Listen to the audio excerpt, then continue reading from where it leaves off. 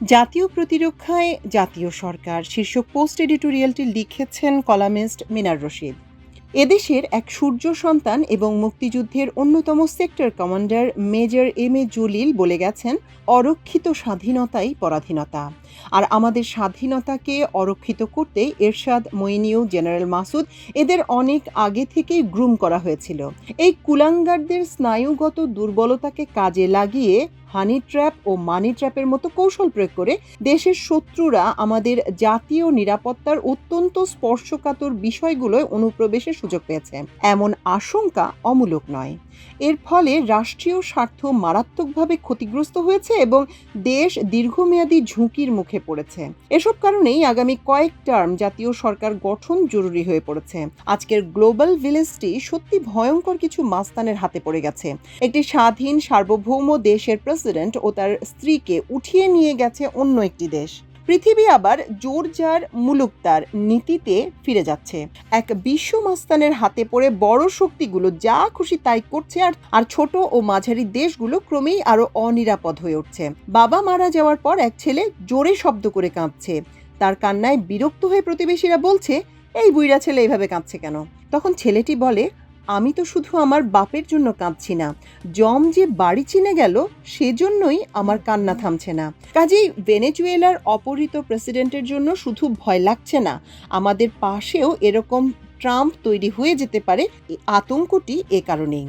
এই পরিস্থিতিতে টিকে থাকা ও সার্বভৌমত্ব রক্ষা করার একমাত্র পথ হলো শক্তিশালী প্রতিরক্ষা ব্যবস্থা, বিশ্বস্ত মিত্রদের সঙ্গে দৃঢ় সম্পর্ক, অর্থনৈতিক শক্ত ভিত, জনসচেতনতা ও তথ্য যুদ্ধ মোকাবেলা, শক্তিশালী রাষ্ট্রীয় প্রতিষ্ঠান। এগুলো না করে শুধু রবীন্দ্র চর্চা বাড়ালে কোনো লাভ হবে না। দরকার পড়লে ঘাস খেয়ে হলেও সামরিক সরঞ্জাম বাড়াতে হবে দেশের সক্ষম সব পুরুষকে, না হলেও 1 কোটি যুবককে সামরিক ট্রেনিং দিয়ে রিজার্ভ ফোর্স হিসেবে প্রস্তুত রাখতে হবে। জাতীয় প্রতিরক্ষা বিবেচনায় অভ্যন্তরীণ বিভাজনই একটি রাষ্ট্রের সবচেয়ে বড় দুর্বলতা। গণতান্ত্রিক রাষ্ট্র কাঠামোয় পারস্পরিক মতভেদ থাকলেও রাষ্ট্রের অস্তিত্বের স্বার্থে ন্যূনতম ঐক্য অপরিহার্য। 54 বছরে এই জাতীয় ঐক্যের ভিত রচনা করতে দেয়া হয়নি। আজ গভীরভাবে খুঁজে দেখতে হবে সেসবের পেছনে কারা মূল রসদ জুগিয়েছে, কারা তাতে হাওয়া দিয়েছে এবং কারা ক্রীড়ানক হিসেবে কাজ করেছে। এটা করতে ব্যর্থ হলে স্বাধীন জাতি হিসেবে আমাদের টিকে থাকা কঠিন হয়ে পড়বে। মাই কান্ট্রিম্যান, প্লিজ ওয়েক আপ। এ ব্যাপারে শহীদ প্রেসিডেন্ট জিয়াউর রহমানের সময়টুকুতেও এই ঐক্যের সর্বোত্তম নমুনা আমরা দেখেছি। তবে তার দুটি কাজ পরে মারাত্মক ভুল বলে প্রমাণিত হয়েছে। শুধু তাই নয়, সেই ভুলের খেসারত তাকে নিজের জীবন দিয়ে পরিশোধ করতে হয়েছে। তার প্রথমটি হলো লম্পট এরশাদকে প্রধান সেনাপতি বানানো, দ্বিতীয়ত শেখ হাসিনাকে দেশে ফিরতে দিয়ে খাল কেটে কুমির আনা। শেখ হাসিনা দেশে ফেরার 14 দিনের মাথায় প্রেসিডেন্ট জিয়া নিহত হয়েছিলেন। কাজেই একই ভুলের রিপিটেশন যাতে না হয় তাই অত্যন্ত নির্মোহভাবে আমাদের ইতিহাসের এই পৃষ্ঠাগুলো পাঠ করতে হবে। এর পরের 40 বছর বেগম খালেদা জিয়া এবং শেখ হাসিনা সামগ্রিক রাজনীতিকে নিয়ন্ত্রণ করেছেন। দুর্ভাগ্য আমাদের, দুর্ভাগ্য ব্যক্তি খালেদা জিয়ার। তিনি এমন একজন সাইকো প্রতিপক্ষ পেয়েছিলেন যার কারণে অত্যন্ত অন্যায় ও অযৌক্তিকভাবে তাকে 2 মহিলা নামক এক বিষাক্ত ব্র্যাকেটে বন্দী করা হয়েছে। খালেদা জিয়ার মতো একজন মহিয়সীকেও নামিয়ে আনা হয়েছিল প্রায় বস্তির খিস্তি তোলা একজন অত্যন্ত নিম্নরুচির মহিলার স্তরে। এখান থেকেই 1/11 নৈতিক রসদ সংগ্রহ শুরু হয়েছিল। তথাকথিত সিভিল সোসাইটিকে সুশীল সমাজ নামে ব্র্যান্ডিং করে যে বুদ্ধিবৃত্তিক ইত্রামো চালানো হয়েছিল তার ক্ষত আজও আমাদের জাতীয় মনোজগতে দগদগে হয়ে বিরাজ করছে। এদেশের বুদ্ধিবৃত্তিক পরিসরে খুব ইন্টারেস্টিং একটি ফেনোমেনা লক্ষ্য করা যেত। অগত্যা যখন শেখ হাসিনা বা আওয়ামী লীগকে সমালোচনা করার জরুরত হয়ে পড়ত, তখন সুশীল নামে এই বিশিষ্টজন পুরো রাজনীতিকে কাঠগড়ায় দাঁড় করিয়ে দিতেন। তখন একটা মেকি নিরপেক্ষ ভাব ধারণ করে বলতেন, আর বলবেন না ভাই, এই 2 মহিলা সব অনিষ্টের মূল। এই প্রক্রিয়ায় হয় বিশেষ চেতনা জাতিকে গেলাতেন, অথবা না পারলে বিরাজনীতিকরণের বীজ জাতির মনোজগতে ঢুকিয়ে দিতেন। শেখ হাসিনার বিরুদ্ধে আন্দোলন তখন তুঙ্গে। সরকারের বিভিন্ন বাহিনী নিজেরাই যাত্রীবাহী বাসে আগুন দিয়ে এর দোষ বিরোধী দলগুলোর উপর চাপাচ্ছে। সরকারের অনুগত মিডিয়া ঝাঁক বেঁধে এমবেডেড জার্নালিজমের স্টাইলে সরকারের আগুন সন্ত্রাস বয়ানকে প্রতিষ্ঠার কাজে ব্যস্ত। তথাকথিত মূলধারার প্রায় 90% গণমাধ্যম তখন সরাসরি সরকারের সঙ্গে সুর মিলিয়ে বিরোধী দলগুলোকে আগুন সন্ত্রাসী বলে অভিযুক্ত যুক্ত করতে থাকে। এরকম একটি মোক্ষম সময়ে ডেইলি স্টার তার নিরপেক্ষ অবস্থানে থেকে 2013 সালের নভেম্বর মাসে একটি কার্টুন ছাপে। তাতে দেখানো হয় শেখ হাসিনার চেয়ারের নিচে একটি বাস দাউ দাউ করে জ্বলছে। শেখ হাসিনা চেয়ারে বসে একটি পাখা দিয়ে সেই আগুন নেভানোর চেষ্টা করছেন আর বলছেন হেল্প হেল্প। আর তার সামনে একটি পেট্রোল বোমা নিয়ে খালেদা জিয়া বসে আছেন। খালেদা জিয়ার মাথা থেকে বিচ্ছুরণ হচ্ছে মাই চেয়ার ভবনটি। সেই কার্টুনের উপরে পাঠকদের টার্গেট করে প্রশ্ন, what do you think can make the bickerings stop to reach a truce?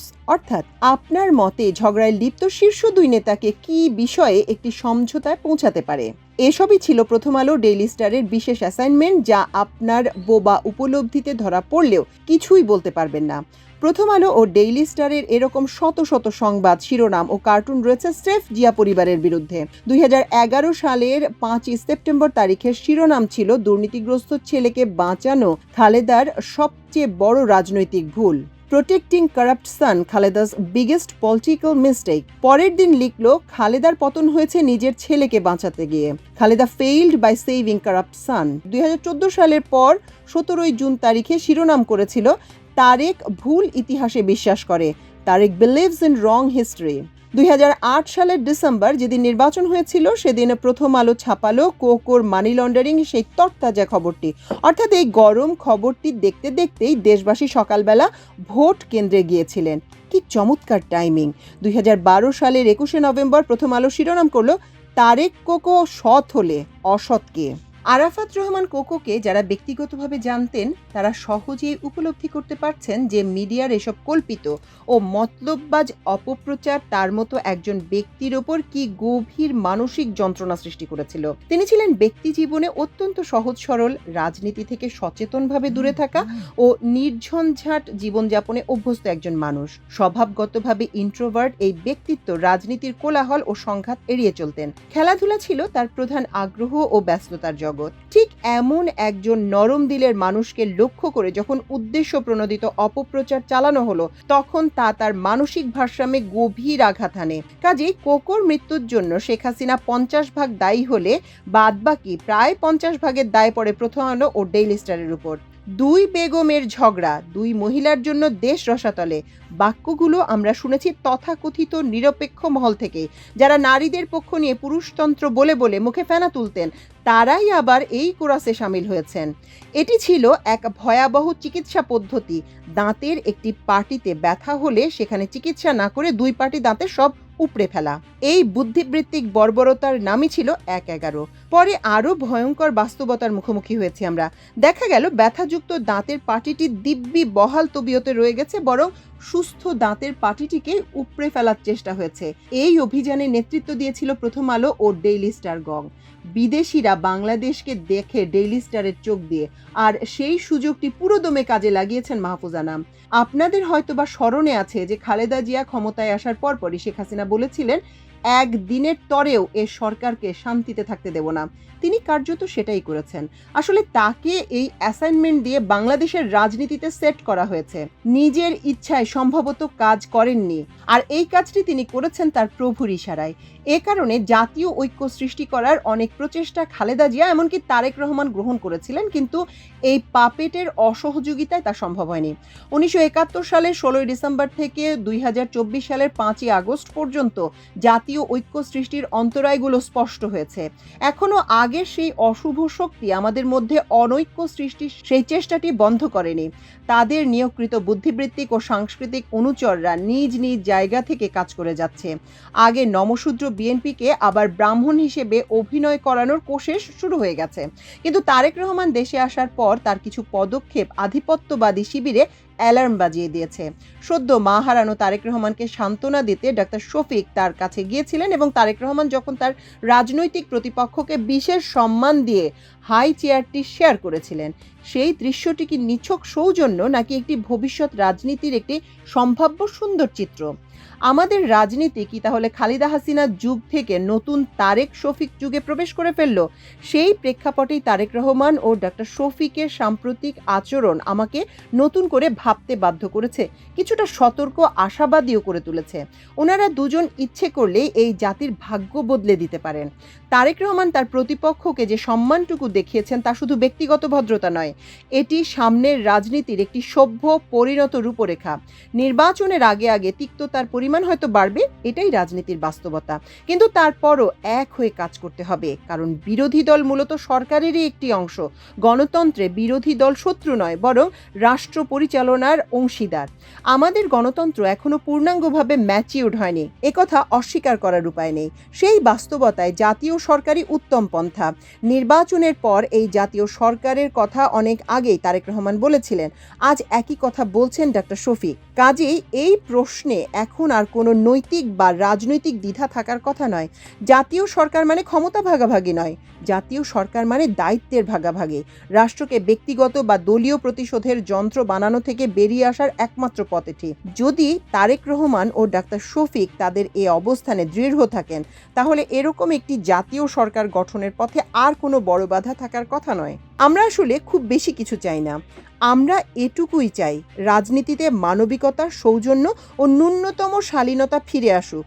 মতভেদ থাকবে, প্রতিযোগিতা থাকবে, কিন্তু বিদ্বেষ ও বুদ্ধিবৃত্তিক অসততা বা চাতুর্যপনার রাজনীতি বন্ধ করা হোক। পরম করুণাময় আমাদের এই দেশটিকে রক্ষা করুন। আমিন।